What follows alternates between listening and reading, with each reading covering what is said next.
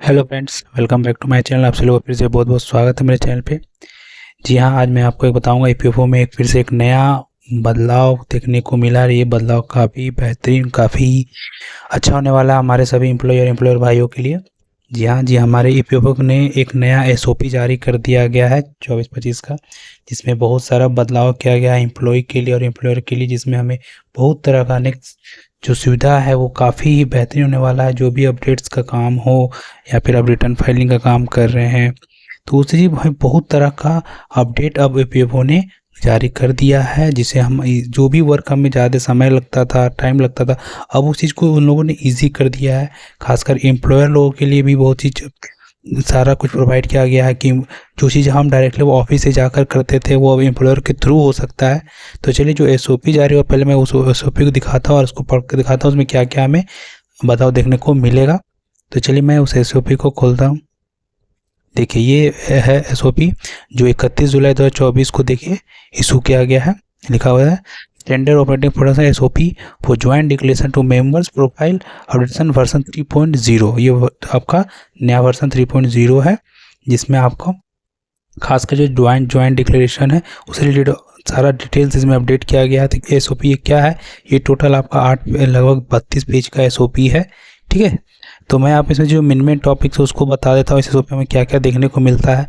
तो सबसे पहले जो आप देखेंगे आपको बता देता हूँ एसओपी में जो है हमें इस एसओपी में हमें मेंबर्स प्रोफाइल करेक्शन और अपडेट प्रोसेस के बारे में बताया गया है।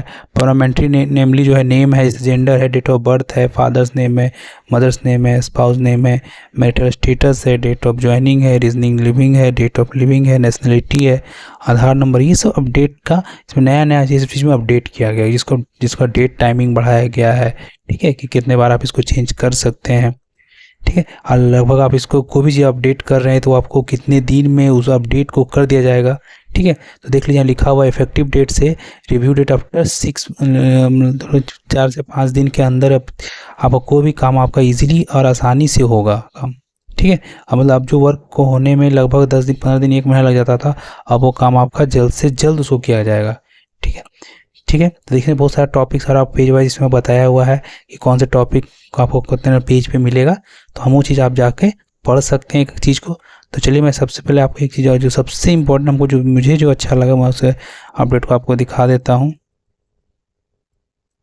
देखिए, पहले क्या होता था, ज्वाइंट डिक्लेरेशन जो आप भरते थे, तो ज्वाइंट डिक्लेरेशन भरने के लिए आपका जो फॉर्म को करने के बाद एम्प्लॉयर के पास जाता था, एम्प्लॉयर उसको अपना तरफ साइन मोहर करके तब वो भेजता था, या फिर डायरेक्टली ऑफिस को हम भेजते थे जो एम्प्लॉय होते थे। लेकिन अब क्या है कि एम्प्लॉयर खुद से उसको अपने पोर्टल के द्वारा आपका जो फॉर्म है उसको सबमिट करेगा, और साथ ही साथ आपको उसमें जो भी स्टेटस रहेगा उसको दिखने को मिलेगा। ठीक है, क्योंकि हम तो जनरली ज्वाइंट डिक्लेरेशन फॉर्म जब भेजते थे ऑफिस पे तो क्या हुआ नहीं हुआ कुछ डिटेल पता चलता नहीं था, बस अगर अपडेट हुआ नहीं हुआ लास्ट में वही, अगर अपडेट नहीं हुआ तो हम समझते नहीं हुआ हमारा, और हो जाने के बाद तो अपडेट वो जो भी था वो दिखता था हमें। लेकिन अब हमें उसके स्टेटस के बारे में पता चलेगा कि आखिर वो पेपर मेरा कहाँ पे, उसका प्रोसेस कहाँ तक बढ़ा है। ठीक है, अब जैसे देखिए आपको देखिए यहाँ पे टेबल 2 में हमें क्या क्या देखने को मिल रहा है। जैसे मेंबर नेम में लिखा हुआ है मेजर और माइनर दोनों लिखा हुआ है। ठीक है, if the name gets changed in number of alphabet getting changed in case 3 और more than 3 alphabets get change. ठीक है, इसमें मेंबर्स नेम जो आप उसमें अगर आपका अल्फ़ाबेट 3 से अधिक है तो उसको चेंज करने के लिए इजीली आप कर सकते हैं इन एक्सपेंडिंग द नेम। इस तरह से सब कुछ है, मेंबर नेम को चेंज करना हो, जेंडर चेंज करना हो, डेट ऑफ बर्थ करना हो। इसमें देखिए आपका मेजर और माइनर दोनों का बारे में लिखा हुआ है कि वो कितना दिन, अगर उतना दिन हो गया तो आप उसको इजीली चेंज फिर भी आप कर सकते हैं। तो चलिए मैं इसका जो मुझे जो इसका बढ़िया अपडेट लगा उसको मैं आपको दिखा देता हूँ। इस तरह से आप पूरे एसओपी को आप पढ़ सकते हैं। इसमें बहुत सारा अपडेट्स देखने को मुझे मिला है जो आपको काफ़ी इजी होने वाला है उन लोगों के लिए जिन लोग अगर वो विड्रॉल कर रहे हैं, है ना। देखिए, जो मैं जिस अपडेट के बारे में बात कर रहा था वो देखिए ये अपडेट ये है। ठीक है, जिसमें लिखा हुआ है members do not have UN.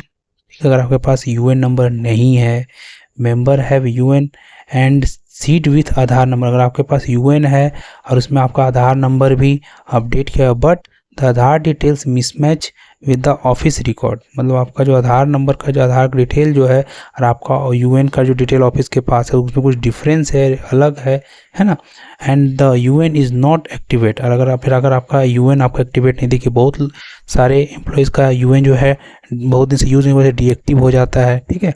या फिर अगर किनके यूएन में किसी और का आधार अपडेट हो जाता है आधार नंबर, तो उस सब चीज़ को अब बेसिकली ध्यान दिया जाएगा और आपको सारे अपडेट करने का ऑप्शन मिलेगा, जिसको आप इजी तरीके से आप कर सकते हैं। अगर आपका अकाउंट डिसेबल है तो उसको भी हम इनेबल कर लेंगे आसानी से, ठीक है। Members UN is not linked with Aadhaar, तो वो चीज़ भी का काम करना है। लेकिन आपको चीज़ बता देता हूँ, अपना आधार कार्ड आपको यूएन से लिंक करना मस्ट हो चुका है, क्योंकि अगर आपका आधार कार्ड लिंक नहीं है तो आपका जो है आप कुछ भी विड्रॉल करेंगे वो सब कुछ आपका काम नहीं होगा, क्योंकि आपको पता है कि अभी हमें जो भी वर्क करना है तो उसमें आपका आधार कार्ड रजिस्टर होना चाहिए।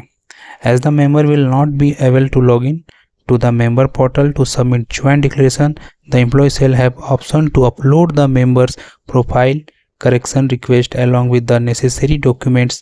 The remaining process shall be governed as mentioned in para 6.2 to 6.8 of this SOP। मैंने आपको बताया कि अभी जो अब जॉइंट डिक्लेरेशन फॉर्म हम जो भरते थे, अब वो एम्प्लॉयर ही उस चीज़ को भर के इजीली काफ़ी कम समय में वो रिक्वेस्ट भेज सकते हैं और उसका सारा डिटेल तीनों को मिलेगा। मतलब अब एम्प्लॉयर से भी बहुत सारा आपको चेंजिंग आप उनके भी पोर्टल में अपडेट कर दिया गया है कि एम्प्लॉयर खुद से ही अपने एम्प्लॉय का अपडेटेशन कर सकते हैं, ठीक है।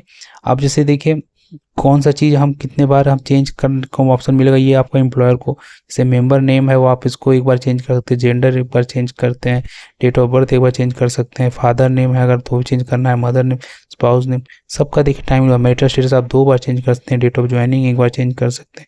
तो ये सब चीज़ को आप ये सब कितने बार अपडेट आपका जो एम्प्लॉयर वो इस चीज़ को कर सकता है, ठीक है। तो ये अपडेट काफ़ी अच्छा है, तो आप इस पूरे एसओपी को पढ़िए और इसमें बहुत सारा अलग आपको अपडेट देखने को मिलेगा। और मुझे लगता है आने वाले समय में ईपीएफओ बहुत ही अलग तरह से बदलाव करने वाला है। अभी आपने देखा होगा कि ईपीएफओ ने जो हमारा पासबुक का जो वेबसाइट है उसको अपडेट किया, इसमें काफ़ी बेहतरीन तरीके से हमें पता चलता है, ईजिली तरीके से पता चलता है कि हमारा शेयर कितना है, पीएफ कितना है, इंटरेस्ट कितना है, ठीक है। तो ये अब नया एसओपी है, तो आप इस एसओपी को मैं अपने लिंक डिस्क्रिप्शन लिंक में डाल दूंगा, आप उसको आप देख लेंगे, देख करके जो भी आपको जाना है ईजिली आराम से पढ़ेंगे और देखेंगे, ठीक है। तो ईपीएफओ ने इसमें कुछ नया नया अपडेट्स किया, तो अगर आप वीडियो आपको पसंद आए तो ज़्यादा नए एम्प्लॉय लोग के साथ इसको शेयर करें ताकि उन्हें पता चले। तो आज के लिए बस इतना ही, फिर मिलता हूँ कुछ नए टॉपिक के साथ।